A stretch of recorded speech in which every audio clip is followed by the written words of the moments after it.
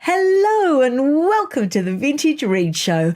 Well, it's summer and Catherine, the Princess of Wales, has given us all those summer vibes with her latest video release. She wants us to love and be loved. She wants us to play and make the most of the longer days. It's actually winter in my part of the world. We're sort of snuggling up by the fire, but I'm glad it's summer for all the people in the UK. Now, I don't have any visuals from her actual video, but I went and sourced a lovely sort of UK summary photo to put up while I read Catherine's actual quote. And here it is. As we bask in the sunlight hours, friends and families come together, playing, connecting, being present, embracing the joy to be found in even the most fleeting of moments and shared experiences. It was a visual feast. It was really, really beautiful. She didn't really feature in it this time, but she did, of course, do the narration, which is what I just read out, the quote I just read out. But it was lovely. I think it was better than the first installment. It was about 1:40 long. I felt the first installment, for me, was a little bit too long. I thought this just hit that fantastic sweet spot. So I'm quite looking forward to the next one. I can't wait for the seasons to change. Now let's have a little bit of a giggle at this story. Of course, the Hollywood Reporter has been quite scathing about Netflix downgrading Meghan Markle and Prince Harry to a first look deal, just like the Obamas. I've actually heard that it's just Meghan in this deal, not Harry. I don't know. I haven't been able to verify that part yet. Of course, other silly headlines. The royal family's latest concerns over Harry and Meghan's new Netflix deal. Well, we all know that the latest concerns is fear that they're actually going to head home if everything goes pear-shaped, because if they run out of money completely, the first thing they'll do is run back to the royal family bosom, as you know, that's what they would do. My initial reaction was that the first look deal is when you've been dumped, and when the person that dumps you has FOMO, fear of missing out. I think that's all it is. It's really interesting, though, what this really means, though. It means that Harry and Meghan are going to have to put their hand in their own pocket, produce something, and then take it to Netflix and see if they want to option it, see if they want to take it up. And then if not, they'll have to ship it around to the other streamers. But the difference is, in the past, under the other deal, Harry and Meghan could come up with some lame idea and Netflix would have to sort of fund the production and push it through and make it as good as they could, trying to get some return on their money. But now Harry and Meghan have to come up with the goods first. So I don't think we're going to see anything. I don't think they're going to put their hand in their own pocket. Do you?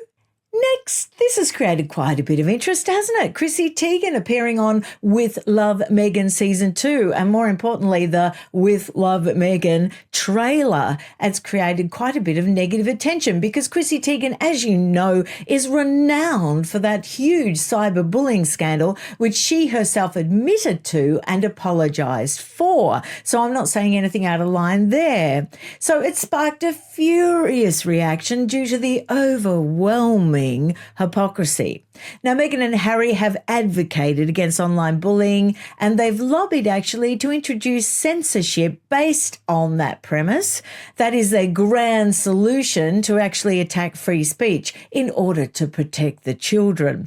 Now, Teigen's digital footprint, in my opinion, is really horrific, and I'm sure you're aware of it too. We cannot overlook her trolling of Courtney Stodden in 2011, who she told to take a dirt nap.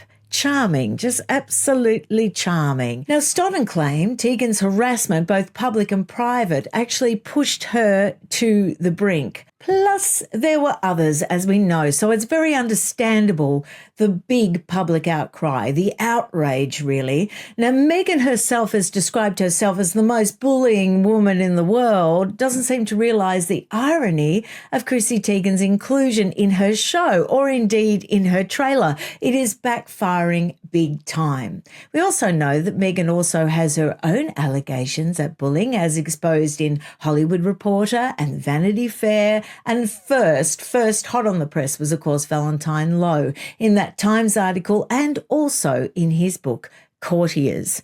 So we know about her alleged mistreatment of royal staffers, creating a very toxic work environment. I've also seen some rather scathing remarks online. One of them was, mean girls always flock together. Ouch. Now, Teigen did issue an apology and she doubled down on her redemption efforts. She said she admitted that she was an insecure, attention-seeking troll. That is a direct quote from Chrissy herself, and who are we to argue with that?